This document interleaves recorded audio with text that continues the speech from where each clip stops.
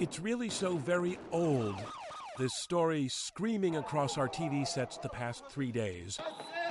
Israelis killing Palestinians, killing Israelis, so time-worn and relentless and far off that it takes a small detail to make you really sit up and feel connected as Americans.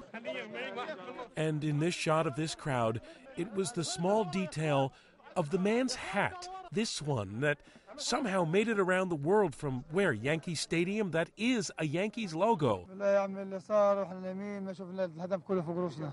And then you hear what he's saying, and it is horrendous. He is Palestinian living in Gaza.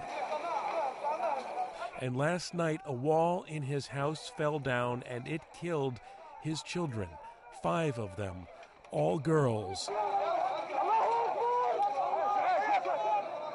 And the hat means nothing in that, of course, if you're looking for connections. President Harry S. Truman announced U.S. recognition of the new state.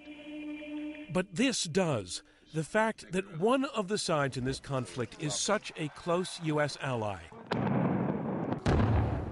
And it's the side with the superior weapons that are resulting in such disproportionate casualties. As of tonight, more than 300 Palestinians have been killed. And 4 Israelis. And this is with Israel still threatening to launch a ground assault to crush Hamas, the Islamist organization that controls Gaza. And while many in the world, perhaps most, look at those uneven numbers and are revolted by what Israel is doing, we're seeing protests in Britain and Germany and Greece and in the Arab nations. While the U.S. government takes the other side and stands up for Israel. Hamas must stop launching rockets into Israel. The United States holds Hamas responsible for breaking the ceasefire. And whether you think that's as it should be or not, the U.S. is alone with Israel on this one, and that is the connection that matters if you're an American. Because there are consequences. Consequences, say, for a soon-to-be president, Shalom. Shalom. who right now seems to have charmed the globe, but he hasn't really had to take sides yet, not in any meaningful way. It's true he once told the Des Moines Register, nobody is suffering more than the Palestinian people.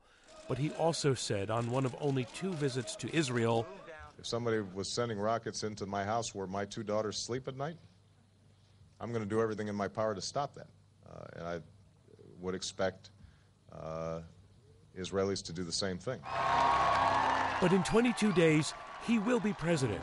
And then, as for so many presidents before him, an inevitability, as scholar and former U.S. negotiator Aaron David Miller puts it.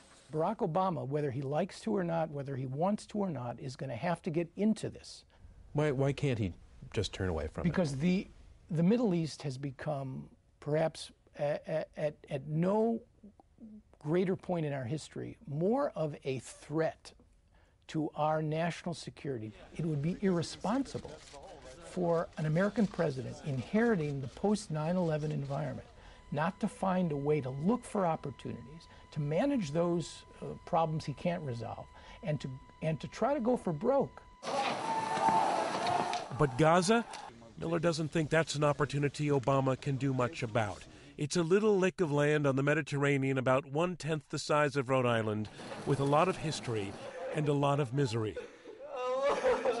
Its recent history saw a turning point 3 years ago when Israel, which had occupied Gaza for nearly 4 decades, pulled out, leaving the Palestinians with a wrecked economy but a chance to choose their own leaders.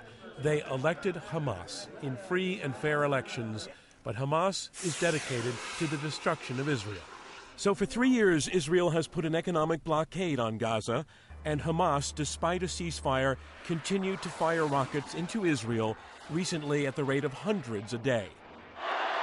That is the part of the story the European demonstrators overlook and that the U.S. government highlights. So what does a soon-to-be President Obama do about that? I would argue that he's going to inherit a crisis, but he's going to lack the capacity to actually fix it. Well, how is the question? The fact is, presidents have been working on Middle East peace for years. The Israeli-Palestinian conflict has remained unfixable. Meanwhile, U.S. officials say Hamas is getting backing from Iran, and walls are falling in on little girls. And like it or not, we are connected, whomever we think is right or wrong. I'm John Donvan for Nightline in Washington. And joining us now is ABC's Miguel Marquez, live in Jerusalem, where it is morning. Miguel, what's the latest?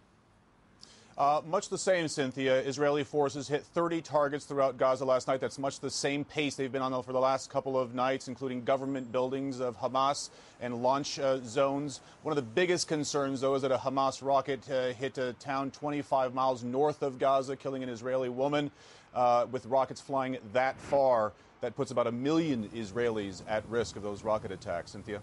Miguel, so there's been much talk about the possibility of a ground invasion. What's the status of that this morning? That is also much the same. Israeli tanks are still on the border. Troops have been called up and are being called up. They've allowed for 6,500 reservists to be called up from the parliament, giving them approval. And the Israeli leaders met in a late-night session last night. They issued no statement, though, giving us no indication whether or not they're trying to figure out how to end what's happening now or figure out what the next stage of widening this thing out is.